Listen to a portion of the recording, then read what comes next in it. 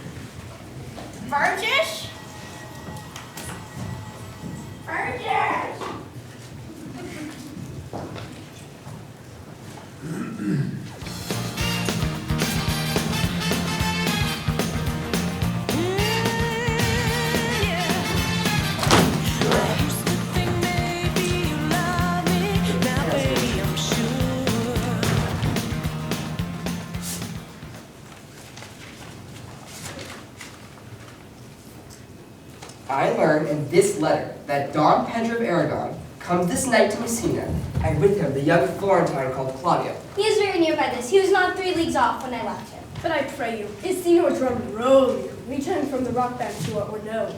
I know none of that name, lady. There was none such in a band of any sort. What is he that you ask for, niece? My cousin may sing about it at Padua. Oh, he's returned, and as pleasant as he ever was, and a good musician too, lady. A good musician to a lady, but what is he to a lord? A lord to a lord, a man stuffed with all honorable virtues. It is so indeed. He is no less than a stuffed man, but for the stuffing, well, we are immortal. I see, lady, the gentleman is not in your books. No, and he were, I would burn my study. But I pray you, who is his companion? Is there no young squire now that will make a voyage with him to the devil? He's in the company of the right noble Claudio. Oh, Lord. He will hang upon him like a disease. God help the noble Claudio. If he have caught the Benedict, it will cost him £1,000 ere it be cured. Don Pedro's approached. They're here! They're here!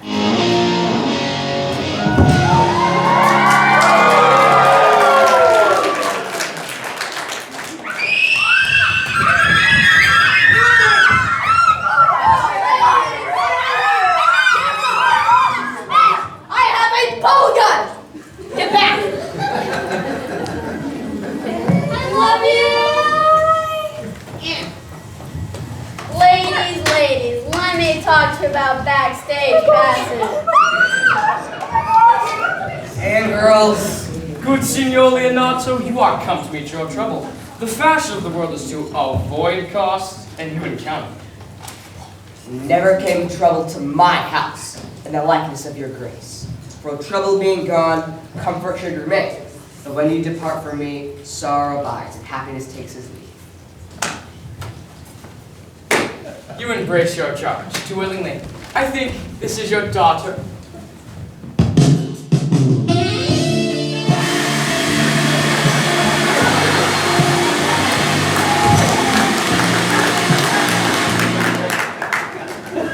I think this is your daughter. Her mother has many times told me so. Were you announced her that you asked her? I wonder that you will still be talking, Signor Benedict. Nobody marks you. What? My dear lady de Disdain, are you yet living? Is it possible Disdain should die when she has such meat food to feed it as Signor Benedict? But it is certain I am loved of all ladies, only you accepted. A dear happiness woman. They would else have been troubled by a pernicious suitor. I had rather hear my dog bark at his crow than a man swear he loves me. God keep your ladyship still in that mind. Some gentleman or other can skip a predestined scratch face. Scratching could not make it worse than to wear such a face at all. That is the sum of all. Signor Claudio and Signor Benedict, my dear friend Leonato, hath invited you. Be reconciled to the prince your brother. I owe you all duty. I thank you. I'm not of many words, but I thank you. Please, let your grace lead on.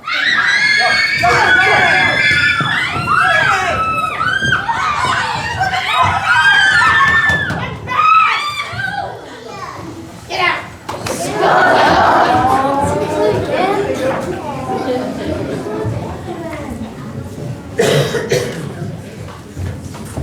Now your autograph?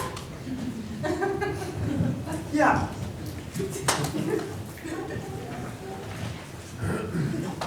Oh. L-O-S-E-R. Claudio. It's the best day of my life. Benedict, did thou know the daughter of Signor Leonato?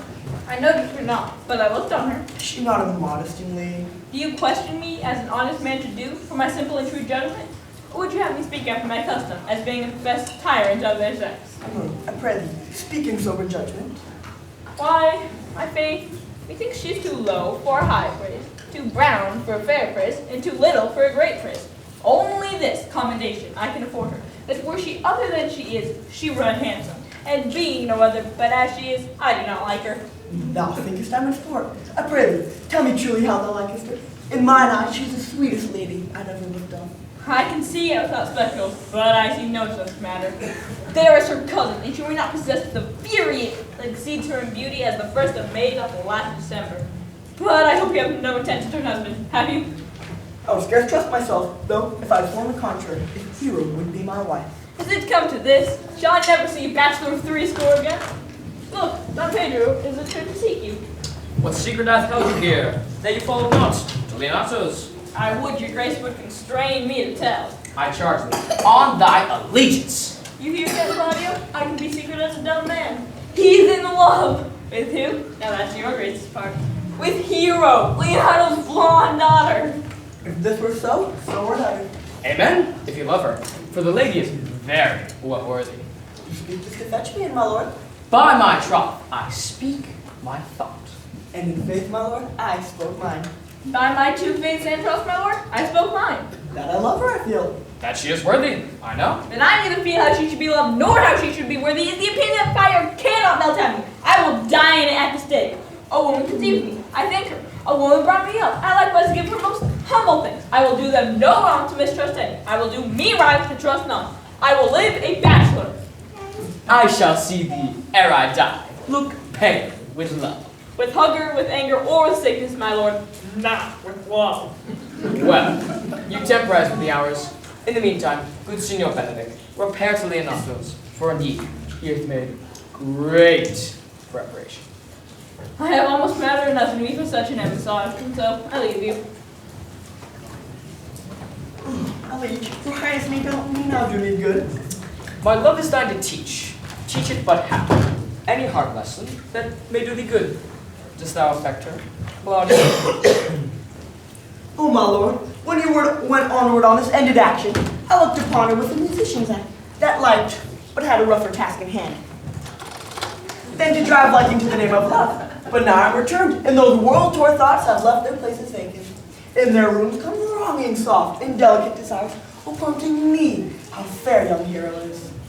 That would be like a lover presently, entire and here with the book of words.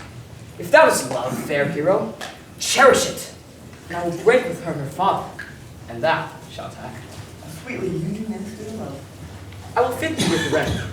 I know we shall have something reverend tonight. I will assume thy part in some disguise, and tell fair hero, I am Claudio, and in her bosom I shall unclasp my heart, and take her here in prison, with the force and strong encounter of my amorous tale. Then after to her father will I break, and the conclusion is, she shall be thine.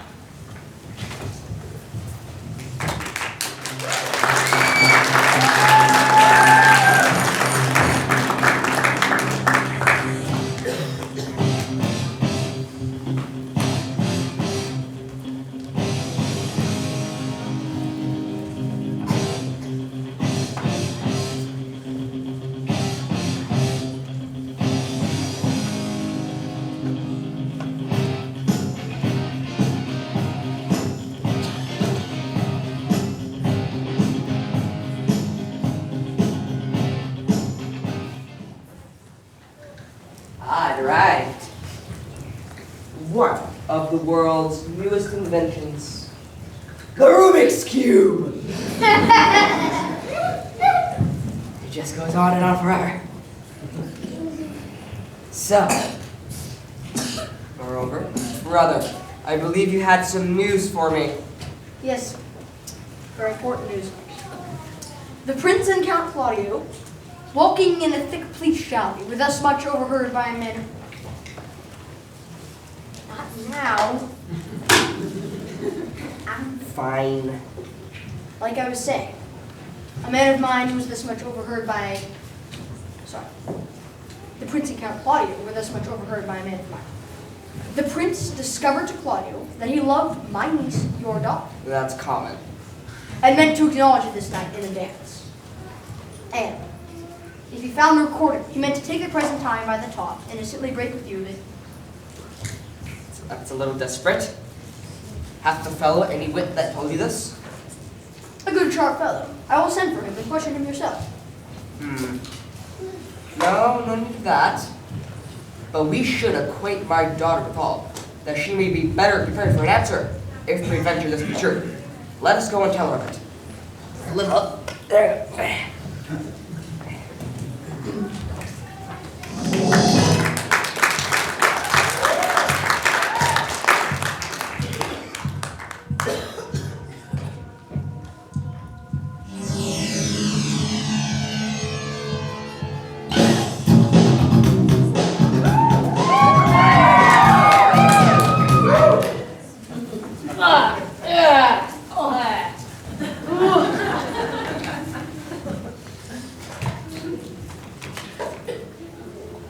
What the good hear, my lord? Why are you thus out of measure sad? There is no measure in the occasion that breeds. Therefore the sadness is not limited. You should hear reason. And when I have heard it, what blessing brings it? If not the pleasant remedy, at least the patient sufferance. I cannot hide what I am. Must be sad when I have cause, and laugh at no man's jests. Eat when I have stomach, and wait for no man's leisure. Sleep when I am drowsy, and tend to no man's business. Laugh when I am merry, and call on no man's humor. Yea, but you must not make the full show of it till you can do it without control. You have late stood out against your brother. It is needful that you frame the season for your own harvest. I'd rather be a canker in a hedge than a rose in his grace. I cannot be said to be a flattering honest man. It must not be denied that I am a plain-dealing villain. Ow! Therefore, I have decreed not to sing in my cage. If I had my mouth, I would bite. If I had my liberty, I would do my liking. In the meantime, let me be that I am, and seek not to alter it. Can you make no use of your discontent? I make all use of it, for I use it only. Who comes here? What news, Baraccio? I came yonder from our great supper. The prince, your brother, is royally entertained by Leonato, and I can give you intelligence of intended marriage. What serve for any model to build mischief on? What is he for a fool that betroths himself to unquietness? Mary, it is your brother's right hand. Who? The most exquisite Claudio? Even he. A proper squire. And who? Which way looks he? Married on Hero. But who? You know. Ah. The daughter and heir of Leonardo. Very forward, my ship. How came you to this? Being entertained for a puff humor as I was smoking in a musty room, because the prince and Claudio, hand in hand, sat conference. And with me behind the door, they heard it and agreed upon that the prince should woo Hero for himself and have obtained her giver to Count Claudio.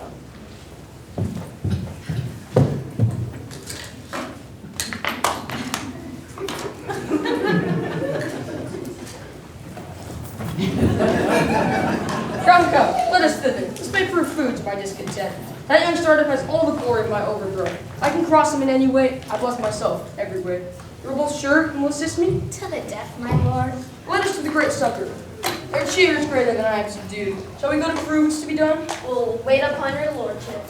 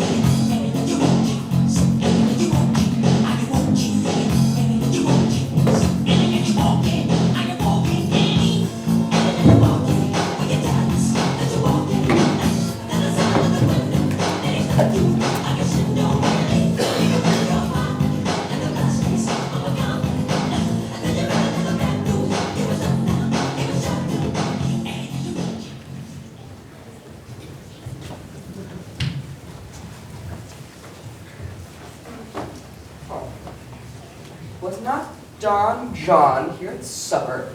I saw him not. How tartly that gentleman looks. I never can see him, but I am heartburned an hour after. He's of a very melancholy disposition. He were an excellent man that remained just in the midway between him and Benedict. The one is to like an image and says nothing, and the other is to like my lady's eldest son, ever more timely. I could not endure a husband with a beard on his face. I had rather lie than woolly. You may delight on a husband that has no beard? What should I do with him? Dress him in my apparel and make him my waiting gentlewoman? He that hath a beard is more than youth, and he that hath no beard is less than man, and he that is more than youth is not for me, and he that is less than a man, I am not for him. Well, niece, I trust you will be ruled by your father. Yes, faith, it is my cousin's duty to make courtesy and say father as it please you. And yet for all that, cousin, let him be a handsome fellow, or else make another courtesy and say father as it pleases me. Well, niece, I hope to see you one day fitted with a husband. Ha! Not till God make men of some other metal than earth. Daughter, if the prince does solicit you in that kind, you know your answer.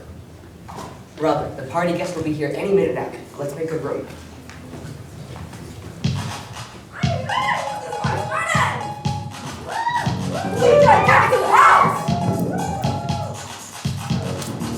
Come on, bigger party people!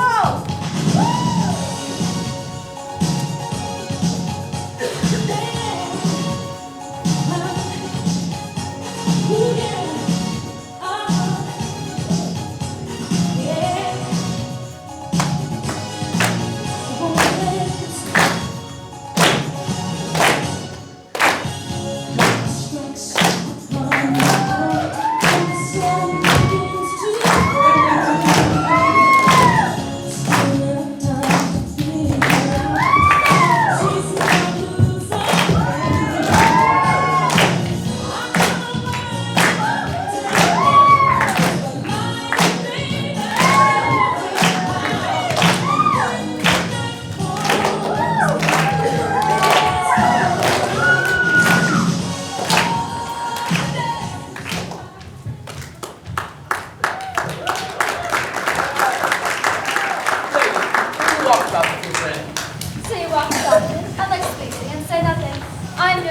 talk, and especially when I walk away. With me in your company.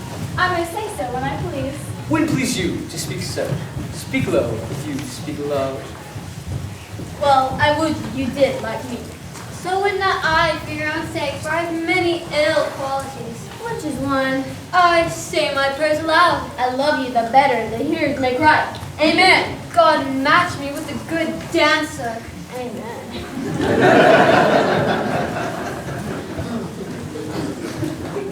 I think you are Sir Antonio. At word, I am not. I know you by the waggling of your head. To tell you true, I counterfeit him. You can never do so ill well unless you are the very man. Here's his dry hand up and down. You are he, you are he. At a word, I am not. Come, come. You think I do not know you by your excellent wit? Can virtue hide itself? Go to, love me, or grace is all here, and there you are.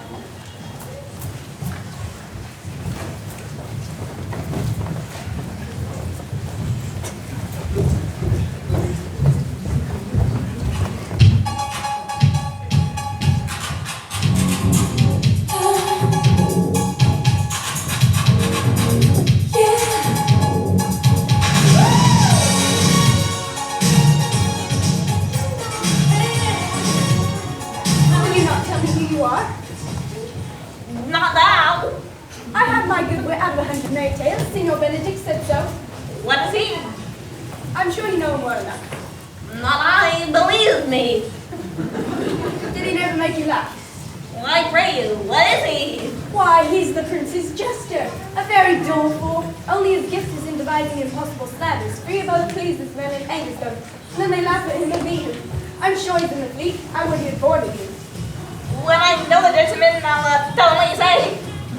Do it. How about break a comparison or two on me, which pre-adventure not mocked or laughed at, strikes him in melancholy, and then there's a partridge when he says, we'll eat no supper that night. We must follow the leader.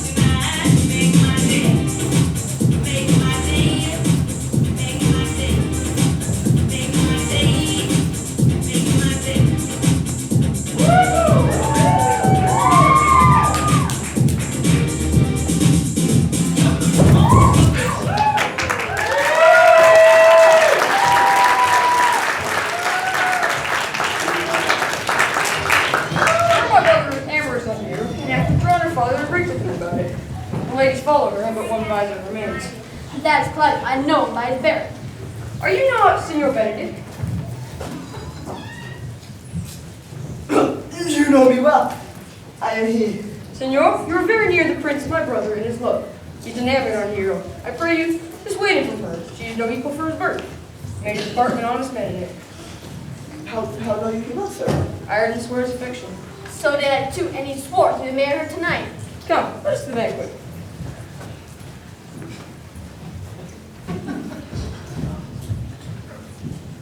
That sounds right on the name of Benedict. But hear these ill news with the ears of Claudio. 'Tis certain so. Friendship is constant in all things, save for the affairs of love. Therefore, all hearts in love use their own tongues. Let every eye negotiate for self and trust no agent. Very well, therefore. Count Claudio, Me the same. come, will you go with me? Whither? Even to the next willow. About your own business, County. How we wear the garland? You wear it around your neck like an usher's chain, or under your arm like a lieutenant's scarf? You must wear it somehow, for the prince hath got you hero. I wish you enjoy it. But did you think the prince would have served you thus? Pray you, leave me.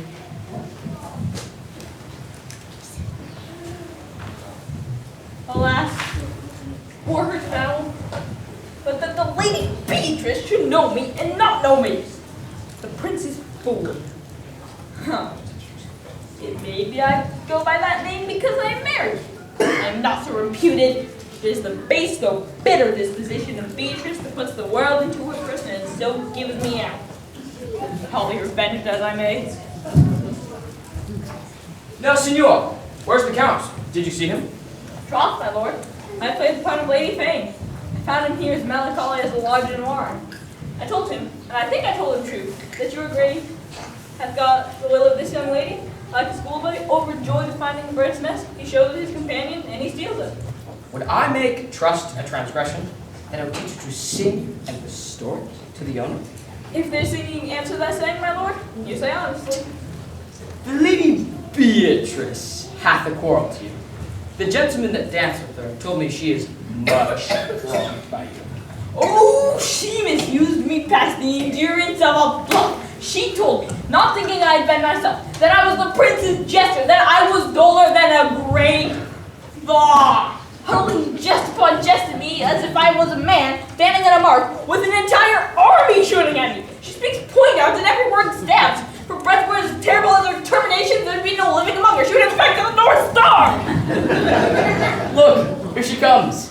Will your grace command me any service to the world's end? I will fetch thee a toothpick now, even from the furthest incubator. Bring thee the length of pressed jumbo. Pluck thee a hair off the great champion. Do you any embassage to pygmies rather than hold a 3-word conference with this harpy? You have no employment for me? None, but to desire your recovery. Oh, consort, here is a dish I do not love. I cannot endure my lady tongue. Where's Leonardo? Here. Oh, I can't party like I used to. Oh, goody. In faith, lady, you've lost the heart, Signor Benedict. He lent it me a while, and I gave him use for it. Once before, he wanted of me his false dice, and her grace will say that I was lost it. You have put him down. You have put him down. Though I would not he should do me, my lord, lest I should prove another fool, I brought down the news that you seek. How now, Count? Wherefore are you sad? Not sad, my lord. How then, sick? Neither, my lord. Counts neither sad nor sick, nor merry nor well. Here, Claudio, I have wooed in thy name, and fair here was won. I have broke with her father, and the goodwill obtained. Named the day of marriage, and God give thee joy. Count, take of you my daughter, and with her my fortunes. His grace has made the match. His grace says, Amen. Speak out, tis like you. Silence is a perfect herald of joy. I would but little happy, if I could say as much. Lady, as you are mine, I am yours. I would but give myself away for you and dote upon the exchange. Speak, cousin, or if you cannot, stop his mouth with a kiss, and let him speak neither. In faith, lady, you have a merry heart. Very, my lord. My cousin tells him in his ear that he is in her heart. And so she doth, cousin. Called Lord it. for alliance. Thus goes everyone to the world that and I am sunburned. I may sit in a corner and cry high hope for a husband. Lady Beatrice, I will get you one. Out of question, you were born in America. No, sure, my lord. My mother cried. But then there was a stardust, and under that I was born. Cousin discarded to joy. By my troth, a pleasant spirited lady. She were an excellent wife for Benedict. Benedict? Wait, as in, sunglasses, mullet, drummer, Benedict? My lord, they were but a week married. They would talk themselves mad. Count de Claudio, when mean you to go to church? Tomorrow, my lord. Time goes on crutches to love up all its rights. I have like a dentist thing going on tomorrow. How about Monday? Which is a 7 nights hence. Come, you shake your head at such a long breathing. But I warn thee, Claudio, the time shall not go dully by us. That I will, in turn, undertake one of Hercules' labors, which is to bring Signor Benedict and Lady Beatrice into a mountain of affection. I would fain have the match, and I doubt not but to fashion, If you three would but minister such assistance as I shall give you direction. My lord, I'm for you, though it cost me 10 nights' watchings. And I, my lord. And you too, gentle hero? I'll do any modest office, my lord, to help my cousin to a good husband. And Benedict is not the unhopefullest husband that I know. Thus far, can I praise him? He is of a noble strength, of approved valor, and confirmed honesty. I will teach you to humor your cousin, that she shall fall in love with Benedict. And I, with your two helps, will so practice on Benedict, that, in despite of his quick wit and his queasy stomach, he shall fall in love with Beatrice. If we can do this, Cupid is no longer an archer. His glory shall be ours, for we are the only love gods. Go in with me, and I will tell you my drift.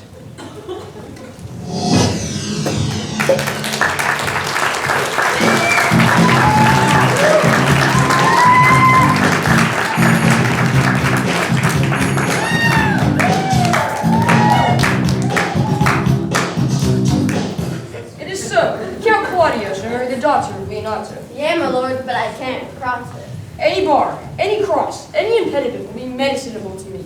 I am sick and displeasure to him. And whatsoever comes with work, his affection ranges evenly with mine. How canst thou cross this marriage? Not honestly, my lord, but so covertly that no dishonesty shall appear in me. Show me briefly how. I think I told your lordship years since how much I am in the favor of Margaret, the waiting gentlewoman to hero. I remember. I can, at any unseasonable instant of the night, appoint her to look out at her lady's chamber window. What life is in that? To be the death of this marriage. Go then, find me a meet hour to draw Don Pedro and the Count Claudio alone. Tell them that you know that you're lucky, and they'll scarcely believe so without trial. They will see me at her chamber window, hear me call Margaret hero, hear Margaret cheer me Claudio, and bring them to see us the very night before the intended wedding. For in the meantime, here shall be absent, and there shall appear so soon true. Grow this to what adversaries you can. I'll put it in practice. Be cunning in working this, and thy fee is 1,000 ducats. Be you constant in accusation, my pen shall not shame. I'll presently go learn the day of marriage.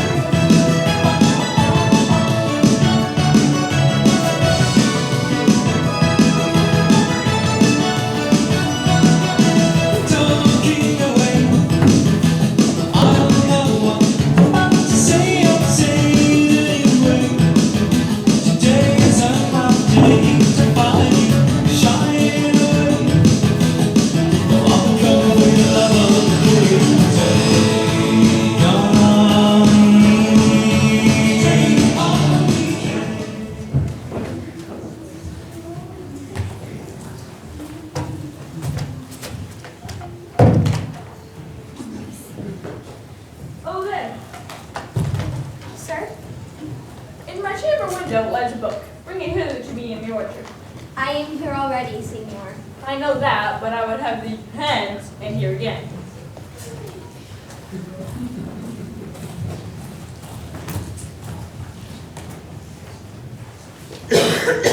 I do much wonder, seeing how much another man is a fool when he dedicates his behaviors to love, will after such shallow follies in others become the argument of his own scorn by falling in love. Such a man as Claudio. I have known when there was no music with him but the drum and the guitar, and now he'd rather hear the trombone and the pipe. I've known when he would have walked 10 miles foot to see a rock concert. Now he would like 10 nights awake, having the fashion of a new sweater vest. He was wont to speak plain to the purpose like an honest man in a rock star, and now he is rickrolled. May I be so converted and see with these eyes? I cannot tell. I think not. I will not be scorned. The love may transform me to an oyster. I'll take my oath on it till he has made an oyster of me. He shall never. One woman is fair, yet I am up. Another is wise, yet I am up. Another virtuous, yet I am up. But till all graces be in one woman shall not come in my grace.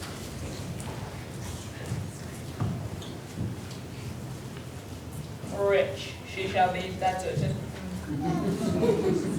Wise, or I'll none. Virtuous, or I'll never cheapen her. Fair, or I'll never look on her. Mild, or come none near me. Not I for an angel of God. Of good discourse, an excellent musician, and her hair shall be, what color please God? The prince and conjure love. Oh, hide me. See you where Benedict hath hid himself. Oh, very well, my lord. When the music ends, we'll fit the kid foxes for penny worth. It's so quiet and peaceful.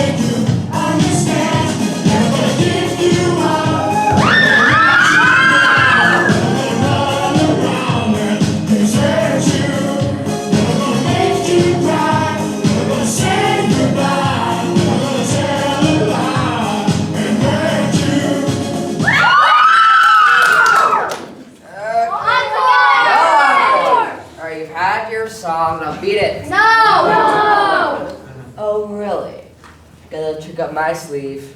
Security!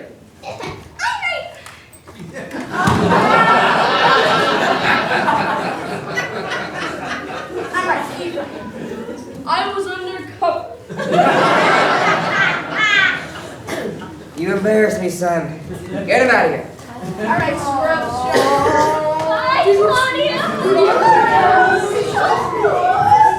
By my troth, good song.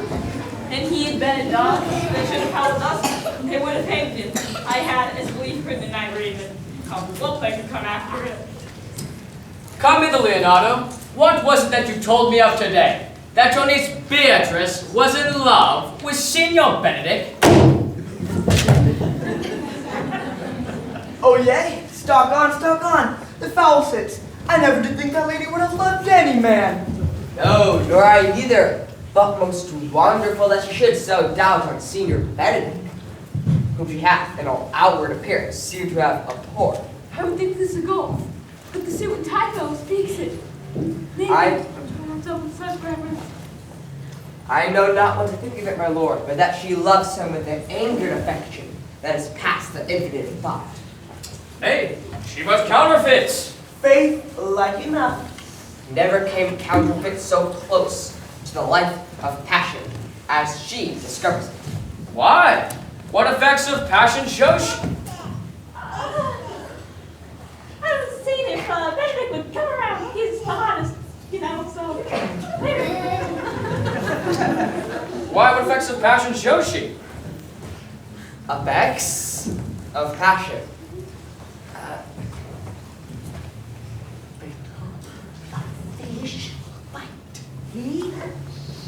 What effects, my lord? My daughter bid you to the end. How, I pray you? You amaze me! I would have thought her heart were invincible against all sorts of affection. So would I too, my lord, especially against Benedict. Is it possible? Since the wind in that corner?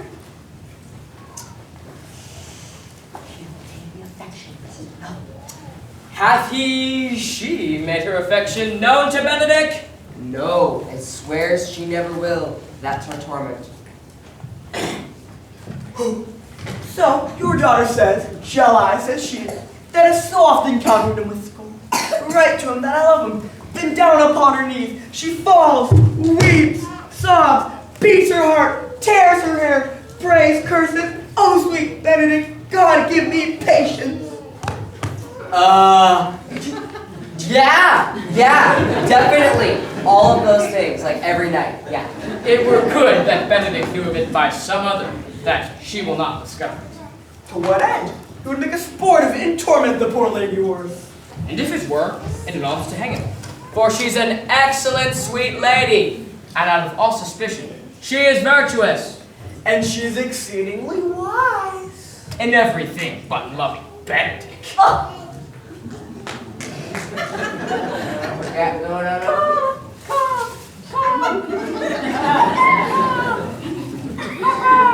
That's Bird. Or good think you that Benedict knew of it by some. Hero thinks surely she will die. For she says she will die. If you love her not, she will die. And if she make her love known, she will die. If you woo her, death. She doth well, if she should make tender of her love. 'Tis very possible he'll scorn it. For the man, as you know, hath a contemptible spirit. He's a very proper man. He doth indeed a good outward happiness. Before God and in my mind, very wise.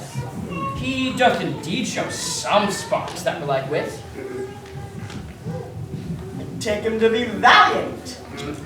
And so will he do, for the man doth fear God. Howsoever, it seems not by some large jest. Well, I'm sorry for your niece. Shall we go seek Benedict and tell him of her love? No. Never tell him, my lord. Let her wear it out with good counsel. That were impossible. She would wear her heart out first. Well, we will hear further of it from your daughter. Let it cool a while. I love Benedict well. I would hope that he would modestly examine himself to see how much he is unworthy of so good a lady. My lord, will you walk? Dinner is ready. You do not do it in this exchange. I will never trust my expectation. Let us send her to call him into dinner.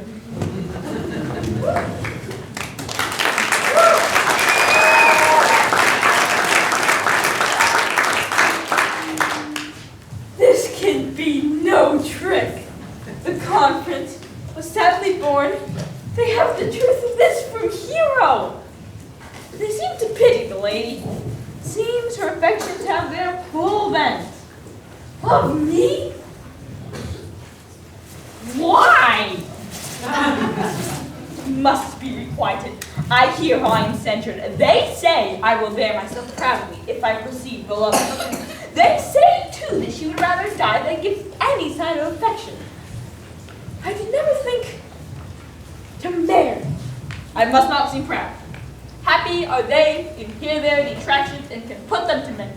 They say the lady is fair, 'tis true, I can bear them witness, and virtuous, 'tis so, I cannot approve it, and wise, but for love of me. By my troth, it is no addition to her wit, nor great argument of her folly, for I will be horribly in love.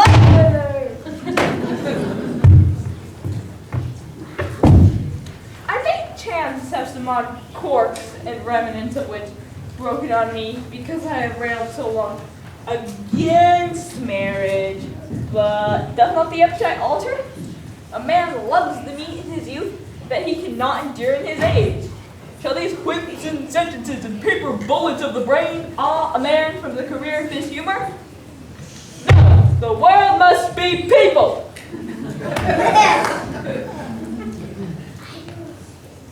When I said I would die a bachelor, I did not think I should live till I were married. Here comes Beatrice. By this station, fair lady, I despise the marks of love in her.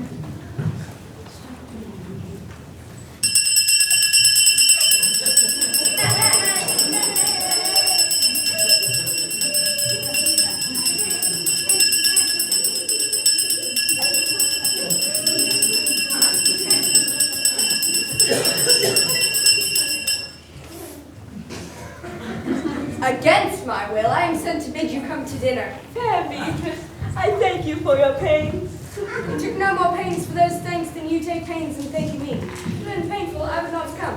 You take pleasure in the message. Yeah, you just upon a nice point choker doll whistle. You have no stomachs to off very well.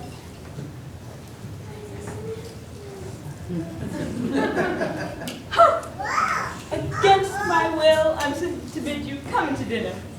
There's a double meaning in that.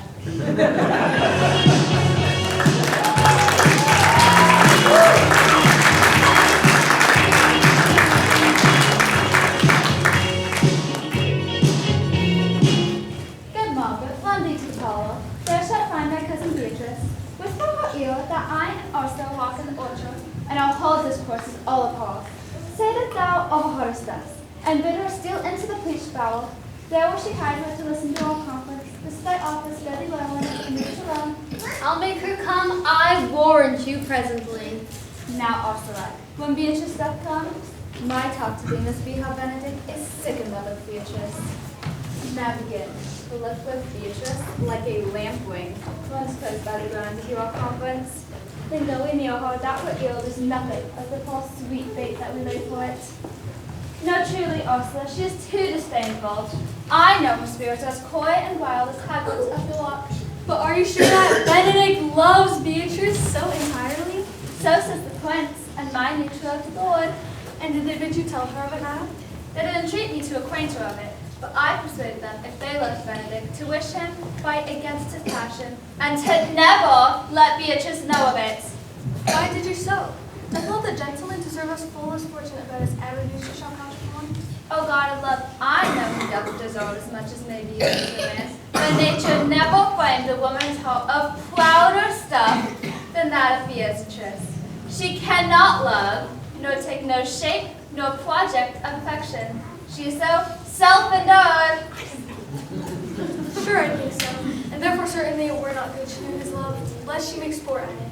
Why, you speak truth. I never yet saw a man how wise, how noble, young, how rarely featured, but she would spell him backward. If fair-faced, she would swear the gentleman should be her sister. If speaking, why vain blown with the winds? If silent, why block moods none? So she turns every man the wrong side out. Yet tell her of it. Hear what she'll say. No, Ella, I will go to Benedict and counsel him fight against his passion. And surely I'll devise some honest language to stain my cousin with. Oh, do not do as in such a wrong. She cannot be so much of true judgment, having so swift and excellent wit as she is prized to have, as to refuse so rare a gentleman as Senior Benedict. He is the only man of Italy, always except my dear Claudia.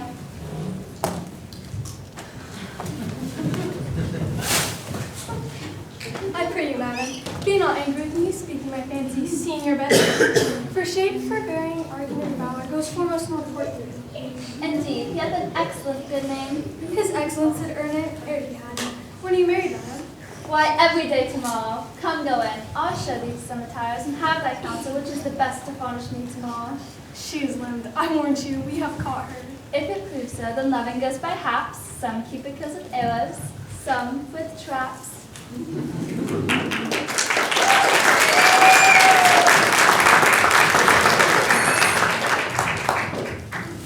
What fires in mine ears? Can this be true? Stand I condemned for pride and scorn so much? Contempt farewell, and maiden pride adieu. No glory lives behind the back of such. Benedict, love on. I will requite thee, to me my wild heart to thy loving hand. Thou dost love, I shall incite thee, to bind our loves up in a holy band. Rather say thou just deserve, and I believe it better than reporting me.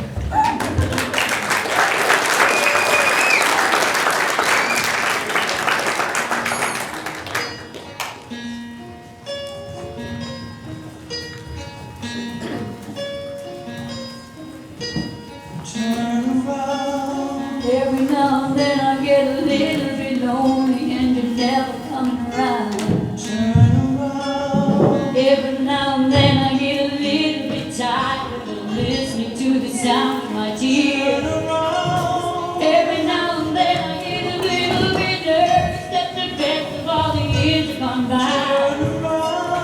Every now and then I get a little bit terrified and then I see the look in your eyes. Every now and then I fall apart.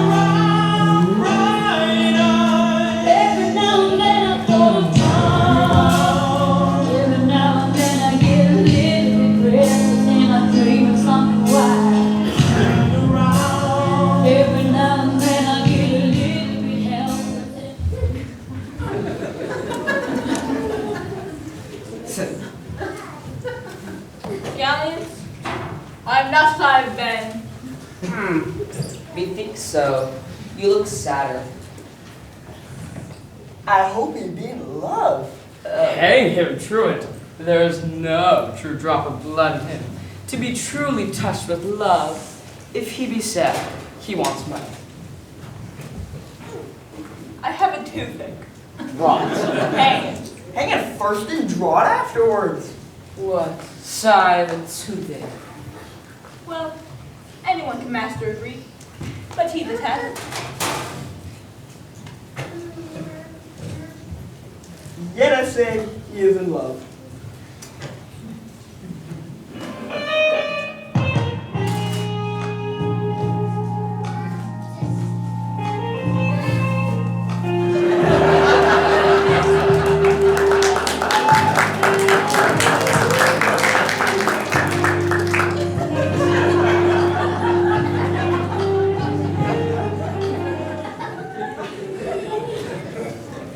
There is no appearance of rock and roll in him, unless fancy that hath a strange disguise.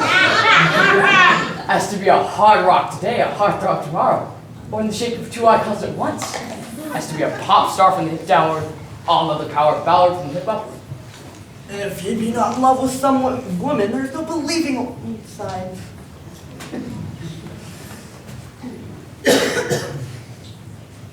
Nay, how rubs himself in civet. Can you spell him out by that? I sure can. Look.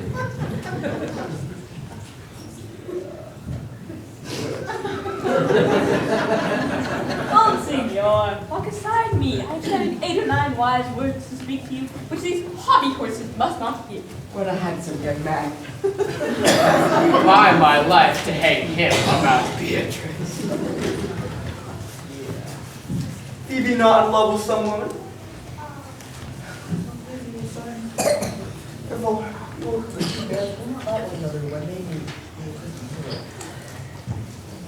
My lord or brother, God save you. Good day, brother.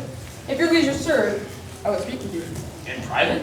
If it please you, yet Count Claudio may hear, for I would speak of concerns. What's the matter? Means your lordship to be married tomorrow? You know he does. I know not that, but he knows what I know. If there be any impediment, I pray you discover it. I came hither to tell you, and circumstances shortened. She has been too long a talking of. The lady is disloyal. Who, hero?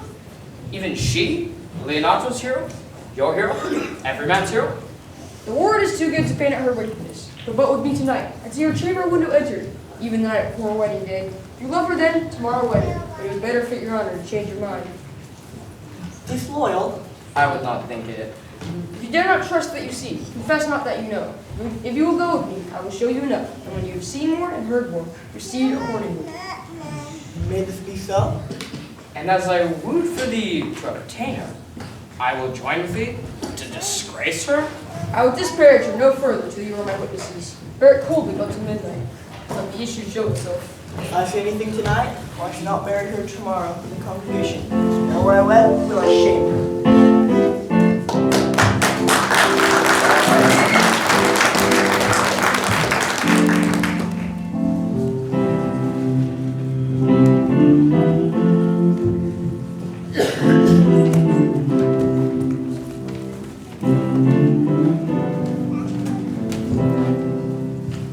Sometimes in my life, we all have pain, we all have sorrow, but if we are wise, we know that there's always tomorrow. Lean on me when you're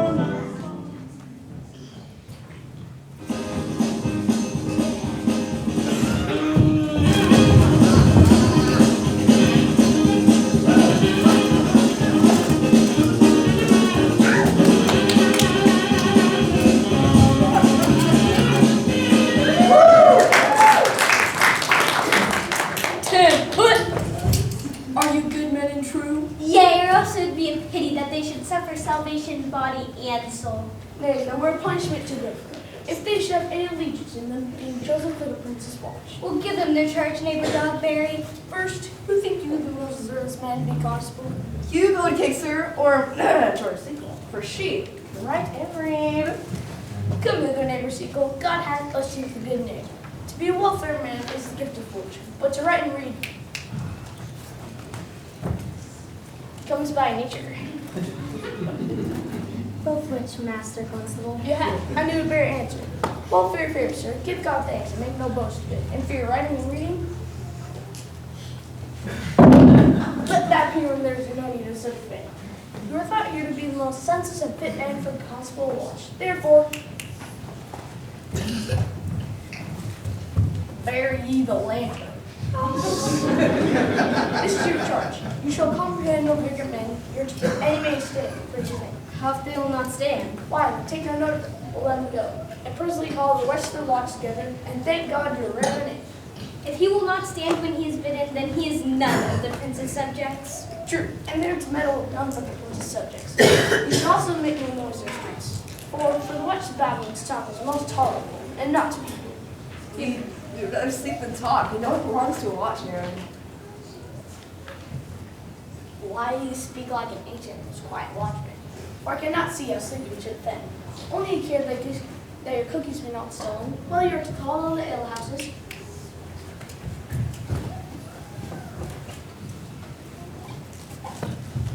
And bid those that are drunk, get them to bed. How if they will not? Why then, let them alone till they are sober. If they make not then the better answer, you may say they are not the men you're looking for. How if they will not? Well, sir, If you meet a thief, you may suspect him by virtue of your office. To be no true man, ever such kind of man, unless you meddle and live with him, by him more is for your honesty. you've always been called a merciful man, partner. Truly, I'll not think about it. Much more men who lack any honesty. 'Tis very true. If you hear a child cry in the night, you must call the nurse and bid her still it. We'll help the nurse be sleeping right near us. Why then, depart in peace, and let the child break with crying. For that you thou not hear her by my face will never answer to a cat when you please. 'Tis very true. This is the end of the charge. Well, and to be any matter of weight chances, come look, keep false counsels and your own, and good night. Come, neighbor. Well, master, we are charged. Let's go sit here upon the church bench till 2. Then on to bed. One word more, honest neighbors. I pray you watch about seeing at Leonardo's door. For the wedding being there tomorrow, there's a great call tonight. Adieu, be vigilant, I beseech you.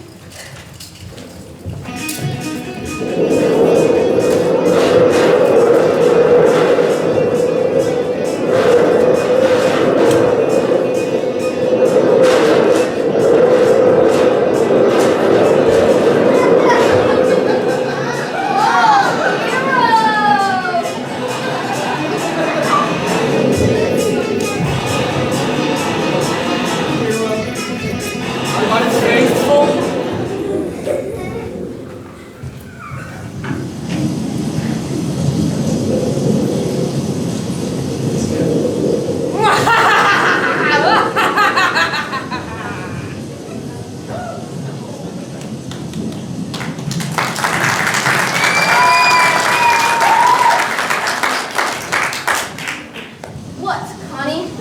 Peace, turn on. Connie, I say. Here, man, have thy elbow. Mess! Am I a bow itched? And I thought there would a scab follow. I will owe thee an answer for that. And now, forward with thy tale. Stand thee close under this path. For it drizzles rain, and I will, like a true drunkard, utter all to thee. Some treason, master, yet stand close. I have earned of Don John 1,000 ducats. Didst thou not hear somebody? No, it was a bane on the house. No, that's my wound, Margaret. She leads me out of mistress' chamber window, bids me 1,000 times, good night.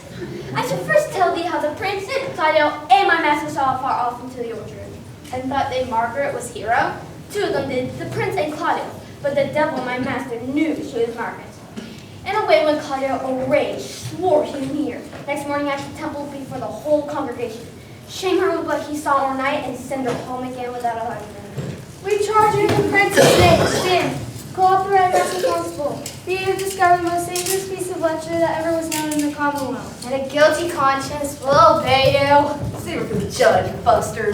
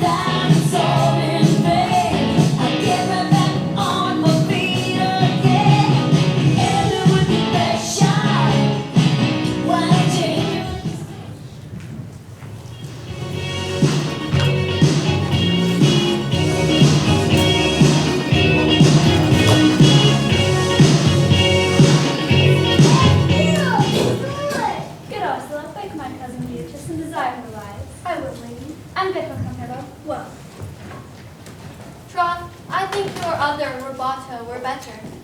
Pray take them back, all of this. Why, my troth's not so good. I warned your cousin will say so. My cousin's a fool, and thou art another. I want none but this. I like the new tire, with an excellency. If the hairs are thought browner and the gown's most rare fashion, I faith I saw the Duchess of Milan's gown that they praise so. All that exceeds, they say. By my troth's but a nightgown in respect of yours.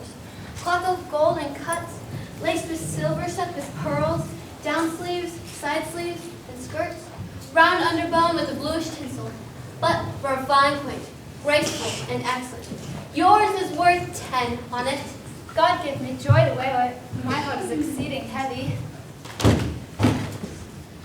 Good morrow, cuz. Oh, sweet girl. Why, how now? Do you speak of the 16th? And out of all of the two, thinks. Lapse into light, O love, that goes without a burden. Do you sing it, and I'll dance it? You're not in love with your heels. I scorn that with my heels. 'Tis almost 5 o'clock, cousin. It's time you were ready. By my troth, I'm exceedingly ill. For a hawk, a horse, or a husband. Well, the letter that begins with them all. H. What means the full troth? Nothing I, but God sent everyone their heart's desires. These gloves the Count sent me. They are an excellent perfume. I am stuffed, cousin. I cannot smell. A maid and stuffed. There's goodly catching of a cold. Oh, God help me. God help me. How long have you professed apprehension? Even since you left it, doth not my wit become me rarely? It is not seen enough. You should wear your cap. By my troth, I am sick. Get you some of this distilled Cordus Benedictus and lay it to your heart, for it is the only thing for a qualm. Now, thou quickest toe. The thistle. Benedictus. Why Benedictus? You are some moral in this Benedictus. Moral? No, by my troth, I have no moral meaning. I'm a plain holy thistle. You may think perchance that I think you are in love.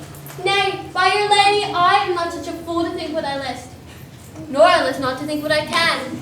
Nor, indeed, I cannot think. If I would think my heart out of thinking that you are in love, or that you will be in love, or that you can be in love. Yet, Benedict is such another. If now she become a man, he swore he would never marry, and yet now, in despite of his heart, he eats his meat without grudging. How you may be converted, I know not, but methinks you look with your eyes, as other women do. What pace is this thy tongue keeps? Not a false gallop. Madam withdraw. The Prince, the Count, Senior Benedict, Don John, and all the Gallifreys are recommended to church.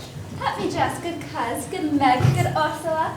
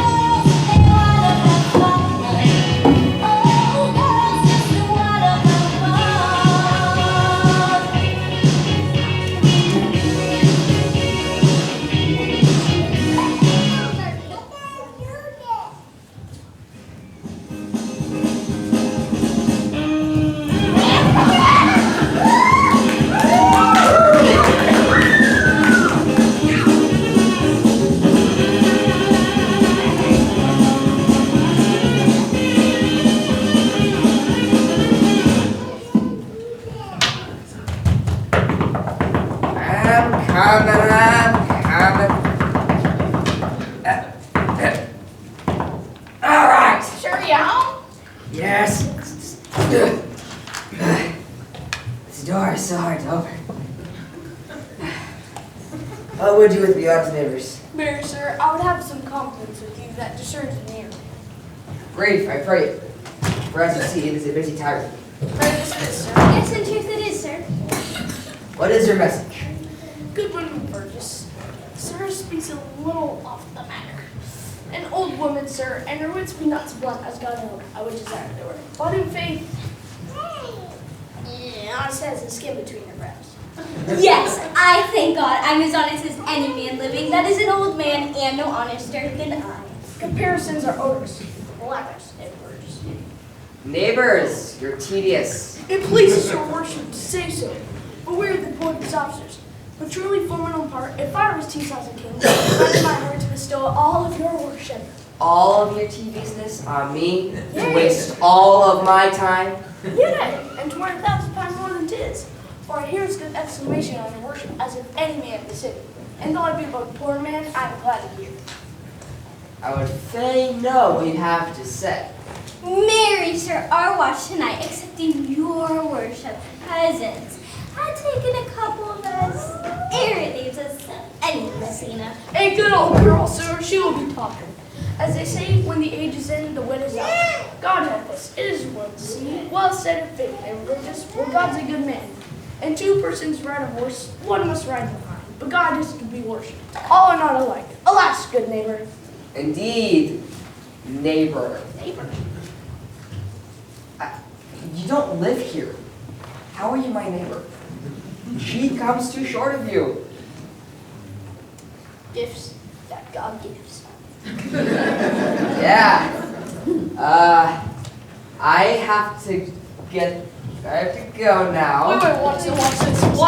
Watch this. And then we'll tell you everything you need to know. It's so cool. Do you like it? No! Hey, you're Like totally you could do better. Where?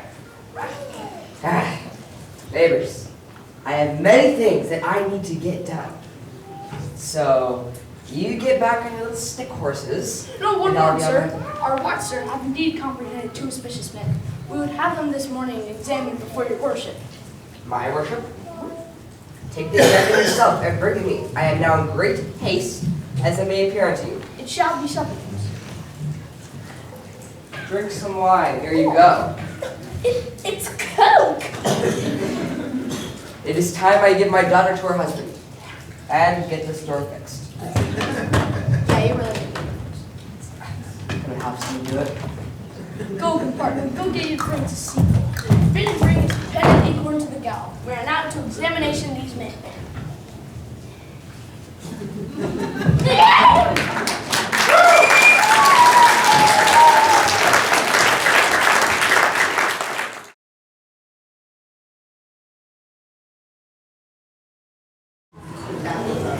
As you're finding your seats, we've discovered that sometimes not just Shakespeare needs definitions, but also 80s slang. There's a word coming up that you might not be familiar with, and so here to explain the definition is Leonardo and Antonio.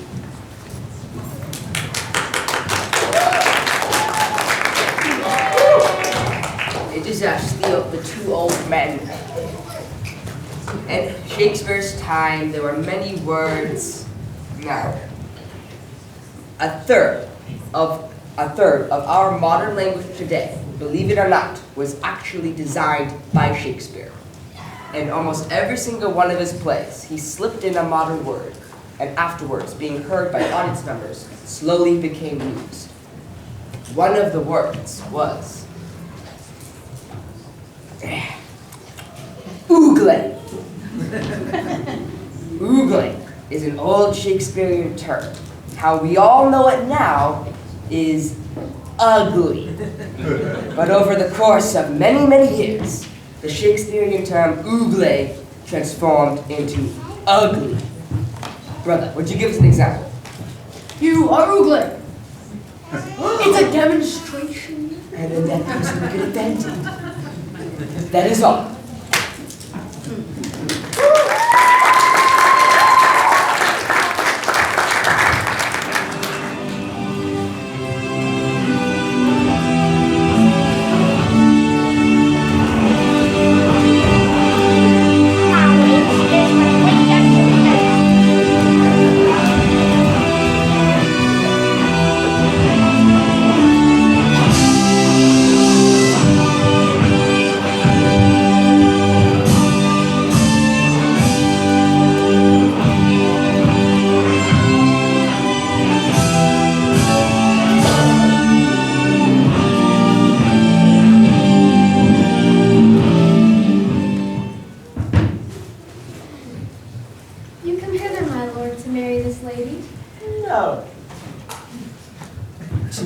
to her.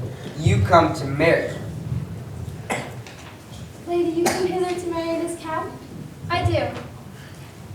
If either of you know any Idbird impediment, why you should not be conjoined, charge you on your soul to utter it. Know you any hero? None, my lord.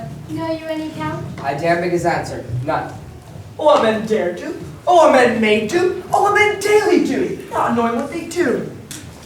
Oh, now, interjections. Why then, so be as of laughing as ha ha ha ha.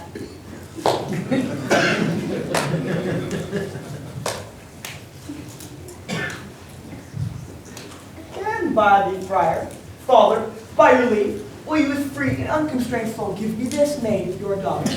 As freely, son, as God would give her me. And what have I to give you back, whose worth may counterpoise this rich and precious gift? There, Leonardo, take her back! Give not this rotten orange to your friend. She's but the sign and semblance of her honor. Oh, how like a maid she blushes here. Oh, you that see as she were made. By these exterior shows, she is none. What do you mean, my lord?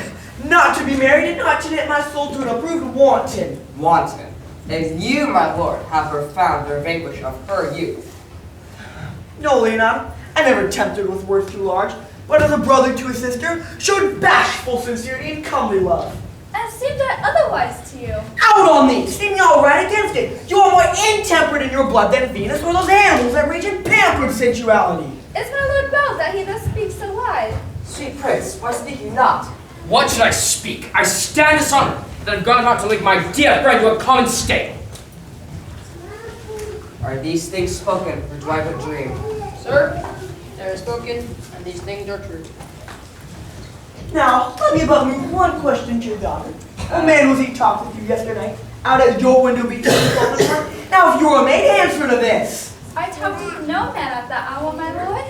Why then are you no maiden? Leonato, I am sorry you must hear, but upon my honor, my brother and this grieving count did see her, hear her, at the last hour night, talk with a ruffian at her chamber window, who indeed, most like a fibral villain, compassed a vile encounters than that 1,000 times. Fire, father, not to be named, my lord, not to be spoken.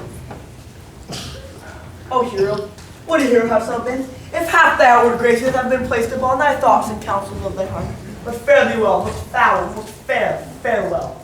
Hath any man's dagger here a point for me? Oh no, cousin hero. Death will sink you down. Come, let us go. These things come thus to light. Smother your spirits up.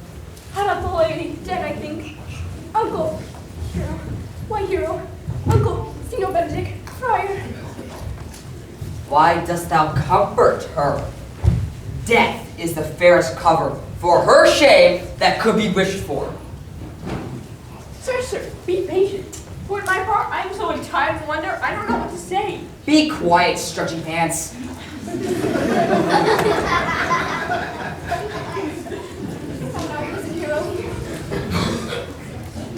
Why wast thou ever lovely in mine eyes? I might have said no. Part of it that was mine, but mine I loved, mine I praised, mine I was proud on. Oh, she is fallen. Have comfort, lady. Dost thou look up? Yea, wherefore should she not?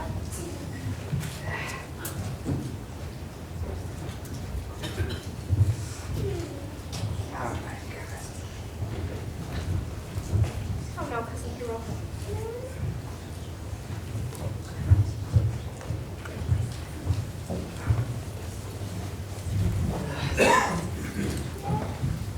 Hear me a little, for I have only been silent so long, and give way unto this course of fortune.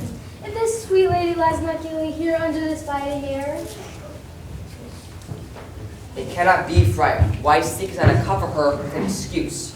lady, what man is he you are accused of? They know that do accuse me, I know none. If I know more of any man alive than that which made modesty before, let all my sins like mercy. O my Father, prove you that I conversed with the creature at hours of need, or that I yesternight, meaning to the change of words with any creature, refuse me, hate me, torture me to death. This is some strange misprison in the prince's. Two of them have the very bent of honor, and if their wisdoms be misled in this, the practice of allies with John this bastard, spirits toil in the very frame of villainy. I know not if they speak the truth of her. Your daughter here, the prince, has left for dead. Let her while be secretly kept in and publish it that she is dead. Publish it that she is dead? What will become of this? What will this do? She is dying, as it must be so maintained upon the instant that she is accused. Shall be lamented, pitied, and excused of every hearer. So will it fare with Claudio when he shall hear death upon his words. The idea of her life shall sweetly creep into his study of imagination, and the oblivion also. Signor Leonardo, let the friar advise you. Being so flown in grief, the smallest twine may leave me. Come, lady, thy to live. This wedding day perhaps is prolonged. Have patience and endure it.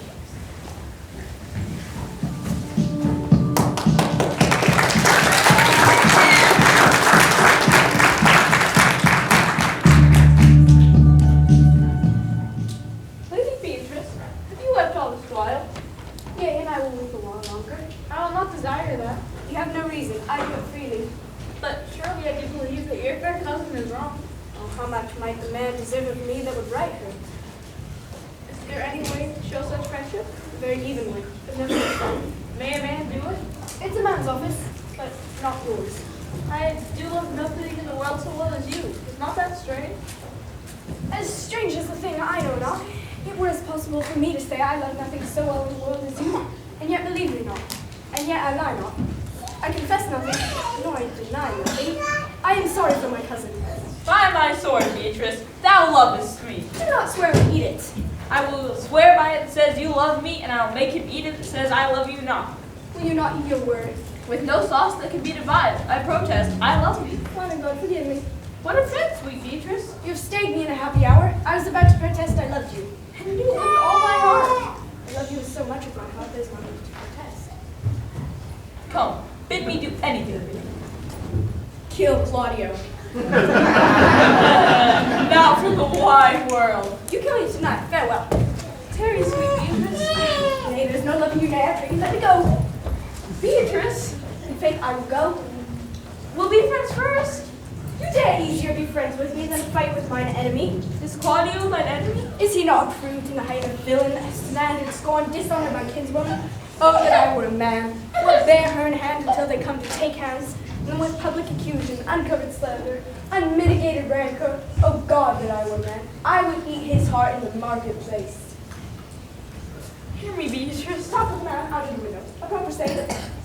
Nay, but Be sweet, hero. She is wronged. She is slandered. She is undone. tell me, do you think in your soul the Count has wronged hero? Yea, as sure as I have thought or a soul. No, I am engaged. I will kiss your hand. And so, I leave. By this hand, the Count shall render me a dear account. When you hear me, so think of me. Go, comfort your cousin, I must say, is dead. And so, farewell. And you're too late now.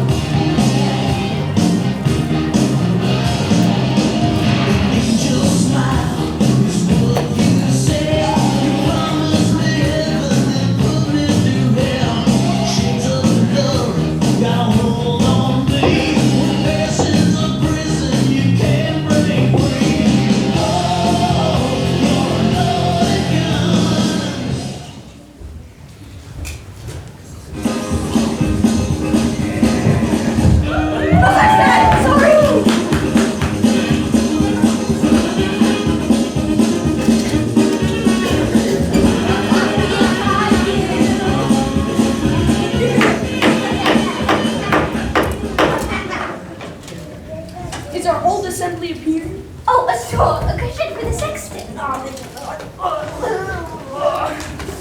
I'm very short.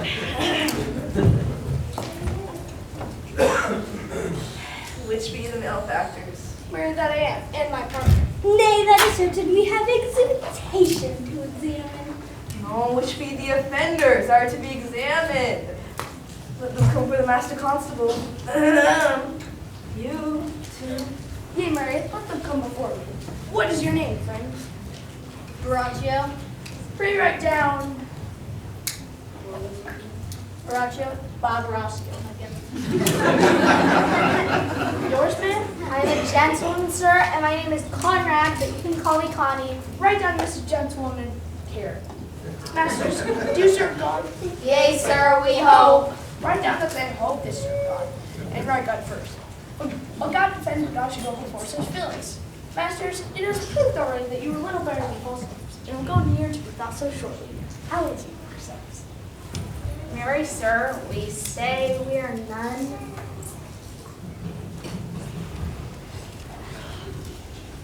A marvelous witty fellow, I assure you, but I will go about them. Come you hither, sirrah, a word in ear. I say unto you, is thought you are false knaves. Sir, I say unto you, we are none. Well, stand aside, for God, they're both in the table. Have you written down there none? Dogberry is stupid. Master Constable, you go not the way to examine. You must call forth the watch. They are their accusers. Yea, Mary, that is the evidence way. Let the watch come. Masters, I charge you in the prince's name, accuse these men. Mary, sir, and that this man said that Don John, the prince's brother, was a villain. Right, Prince John, villain, for this is flat perjury to call prince's brother villain. Master Constable. Prithee, fell peace. I do not like thy face, I promise thee. What else? And that he received 1,000 ducats from Don John for accusing the lady here wrongfully. What burglary is that was committed? Yea, by mass, that it is. What else, fellow? And that Count Claudio did use upon his words to disgrace her before the whole assembly and not marry her. Oh, villain, that will be condemned into everlasting redemption for this. Redemption? Come on. What else, fellow? This is all. And this is more masters than you can deny. Prince John this morning secretly stolen away. Ooh, that's fantastic. Lady Hero in this very manner was accused, this very manner was accused, and upon the grief of this, suddenly died. Master Constable, let these men be bound and women and brought to Leonardo's. I will go before and show their examination. That is all. Come, let them be opinion. And let them be in the hands Of coxcomb. God's my life. Where's the sexton? Let him write down the prince's officer Cogswell. Come bind them down, naughty barber. Away. You have not as much brain as earwax. You are an ugly man. You are Ugle. Dost thou not suspect my place? Dost thou not suspect my ears? Oh, that you were here to write me down as Ugle. But masters, remember that I'm Ugle, though not be written down. You forget not that I'm an Ugle man. Know that villain, thou art full of piety shall be proved upon thee by good witness. I'm a wise fellow, and which is more an officer, and which is more a householder, and which is more as pretty piece of flesh as any mystery. And one that knows the love, go to a rich fellow now, and one that hath that bosses, and one that hath 2 gowns and everything handsome about it. Bring him away. All that I written down as Ugle!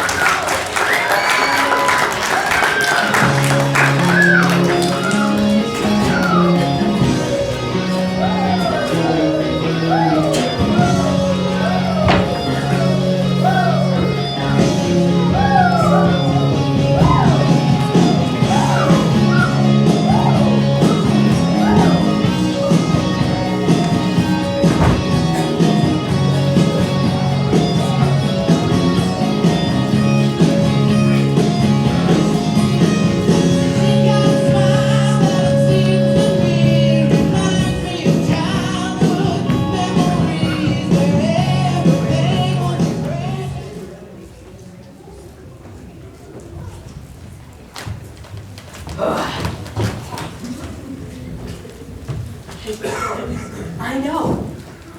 I can somehow afford a gigantic mansion, but I can't get this door to work.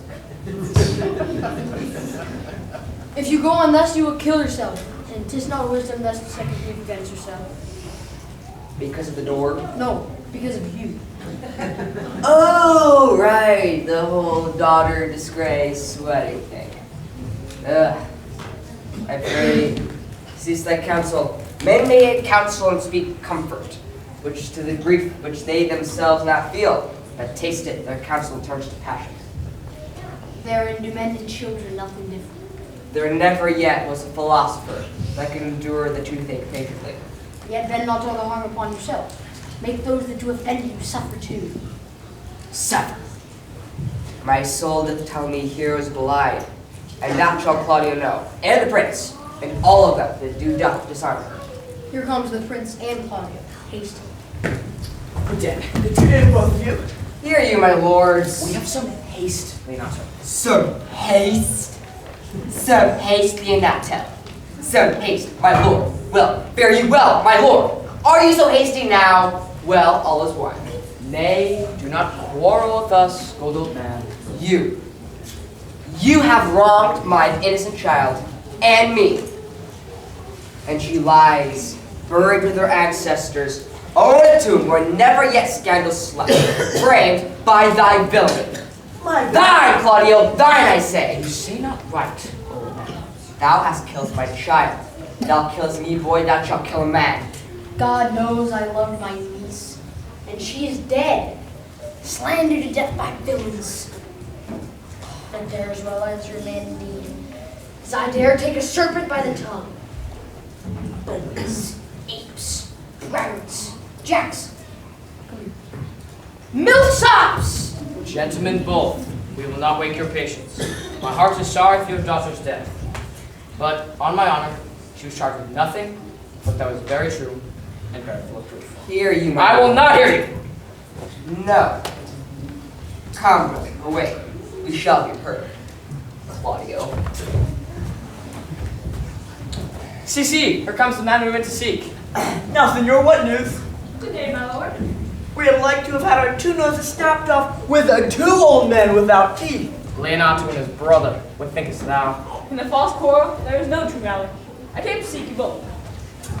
You are a villain, I jest not. I will make it good with what you dare, with how you dare, and when you dare. Do me right, or I will protest you cowards. You have killed a sweet lady, and her death shall fall heavy upon you. Let me hear. Go, I will meet you, so I may have good cheer. Fare you well, boy. You know my mind. I will leave you to your gossip like sugar. You bring jesters, braggarts to their blades. God be thanked, do not hurt. I must discontinue your company. Your brother the bastard has fled from Messina. You are among you killed a sweet, innocent lady. Before my lord Blackbeard there, he and I shall meet. I tell them, peace be with him. He is in earnest. Most profound earnest. And a warden for the love of Beatrice. And to have challenged thee. Most sincerely. But did he not say my brother was fled?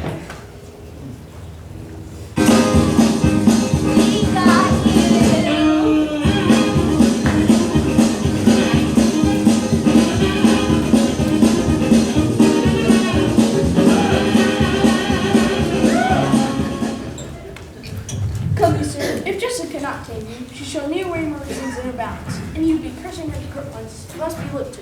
How now? Two of my brother's people bound? Braccio one? Hearken after their offense, my lord. Officers, what offense have these men done? Marry, sir, they have committed false report. Moreover, they have spoken untruths. Secondarily, they are slanders. Sixth and lastly, they belie the lady.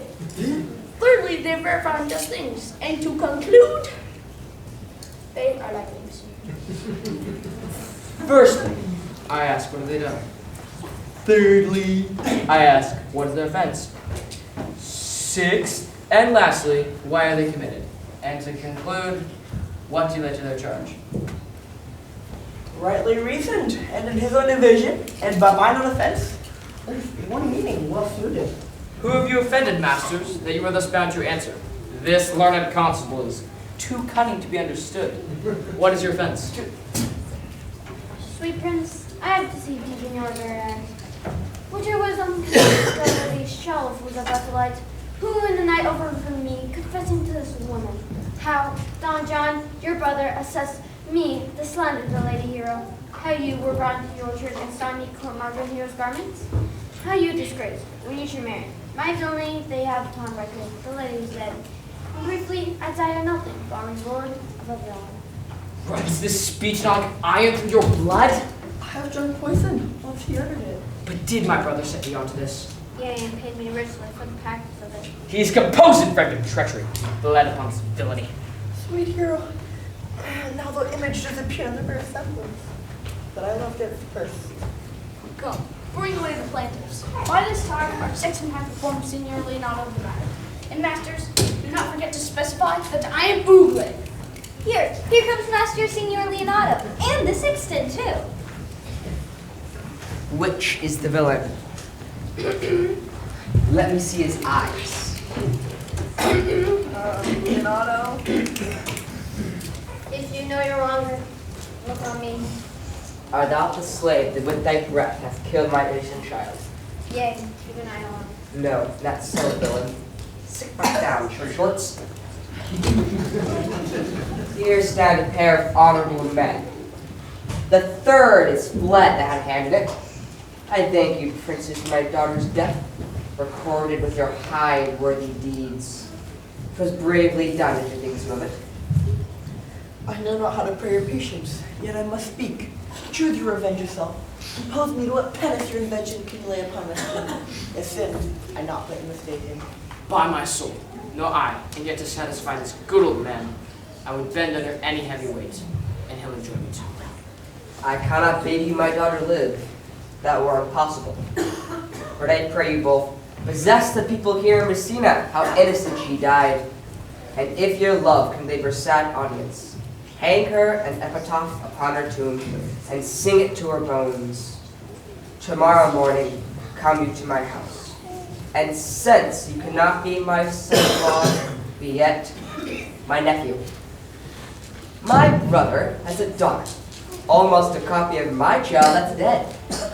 Give her the right you should have given it her cousin, and so dies my revenge. Oh, noble sir, your overkindness doth bring tears to me. I do embrace your offer, and henceforth omit for poor Claudio. Tomorrow morning, then, I'll expect her coming. Tonight, we take our leave. Moreover, sir, this plaintiff here, the offender did call me Ugle. I beseech you, let it be remembered in her punishment. She did. I heard it. I saw it too. Ugle? Oh, I'm so sorry you had to hear that. Yup. O-O-G-L-A-Y. I can see you past kindergarten. I thank you for your care and honest pains. You will went to...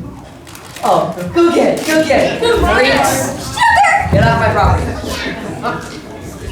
Until tomorrow morning, lords, farewell. Farewell, my lords. We'll look to you tomorrow. We will not fail. Tonight, I'll mourn with hero.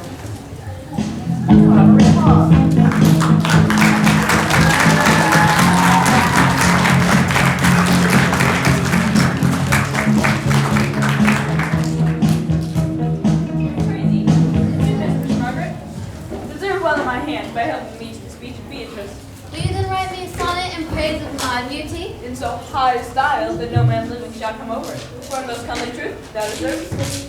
Well, I will call Beatrice to you.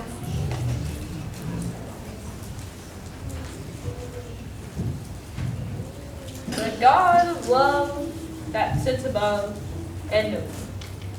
And knows. How pitiful I deserve. I mean, in singing, but in loving. Mary, I cannot show it in rhyme. I have tried. I can find out no rhyme to lady, but baby, an innocent rhyme to scorn, horn, hard rhyme to school, fool, a babbling rhyme, very ominous endings. No, I was not born under a rhyming planet, nor can I woo in festival terms.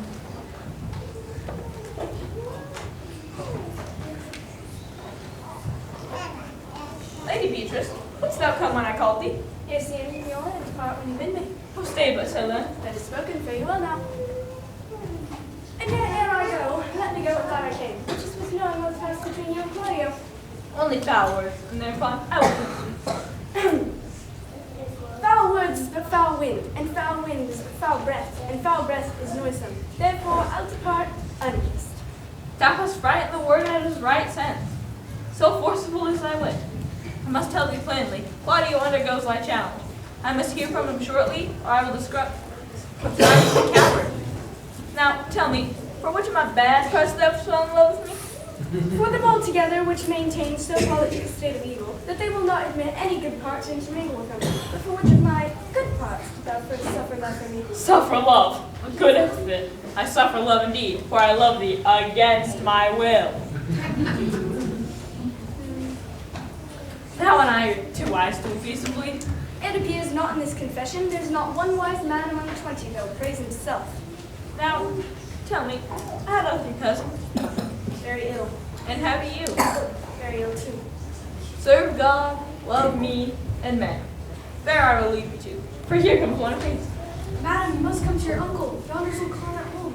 It is true my lady has been falsely accused. The Prince and Claudio mightily abused. And Don John is also the all who's fed and gone. And gone. Will you come presently? Will you go here to see the senior? I will live in thy heart, die in thy lap, and be buried in thy eyes. Moreover, I will go with thee to thy uncle's.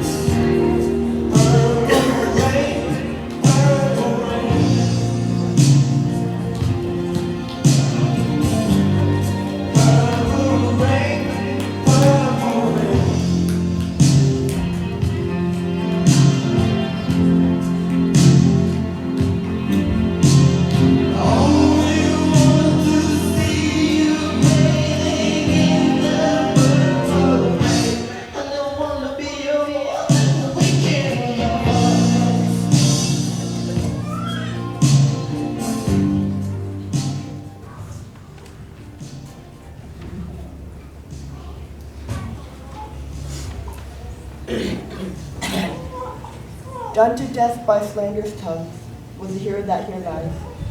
Death and guerdon of her wrongs gives her fame which never died. Though the life that died with shame, lives in death with glorious fame. Hang thou there upon the tomb, midnight, assist our Lord. Help us to sigh and groan heavily, heavily.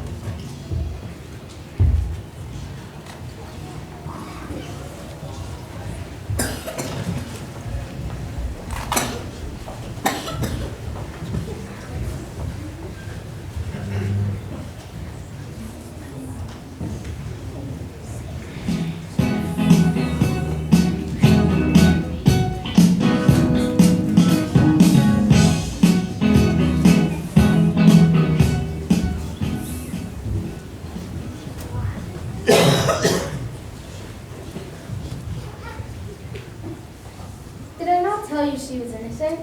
So are the prince and Claudio, who did doth dishonor her. Although Margaret was in some fault in this, although against her will, as it appears in the question that you heard debated. Well, I'm glad that all things sorted so well. Daughter, and all of you gentlewomen, withdraw to a chamber by yourselves. When I call for you, come hither masked. Here come the Prince and Claudio. Good morrow to this fair assembly. Good morrow, Prince. Good morrow, Claudio. Have you yet determined today to be married? I do. Call her forth, brother. Here's the fry ready.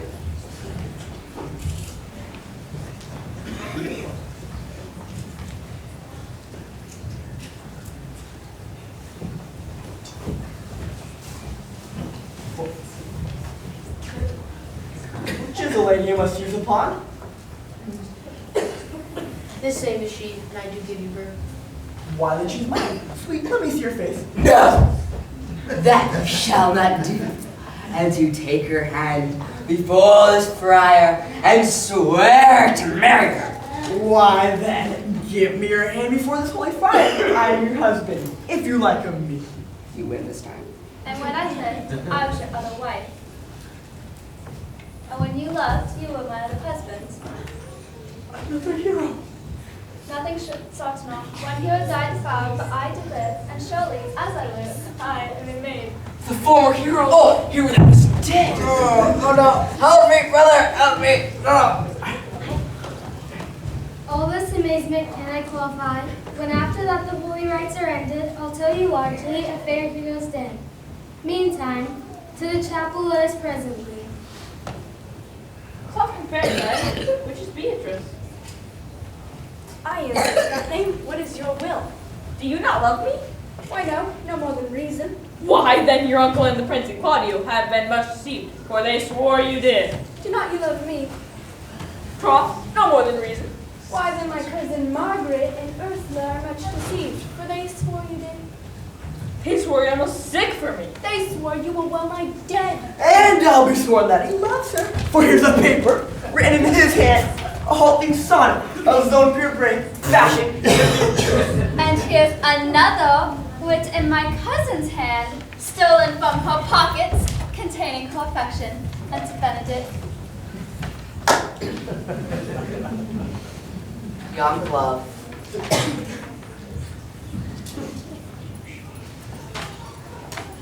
Is all this?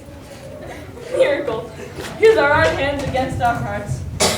I'll have thee, but by this lie I take thee for pity. I would not deny you, but by this good day, I yield upon great persuasion and partly to save your life. For I was told you were in consumption. Peace. I will stop you now.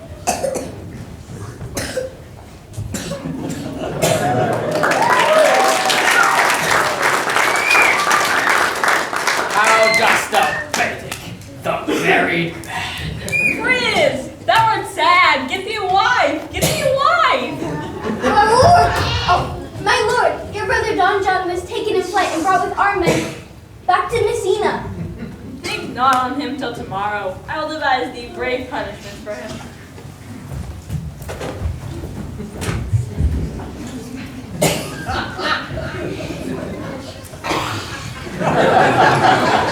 Burgess! How'd you like that ring pop? It's very tasty. Burgess, you out there? Oh! My ACL!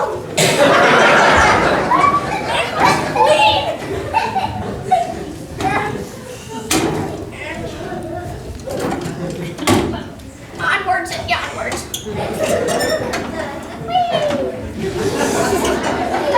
Strike up, pipers!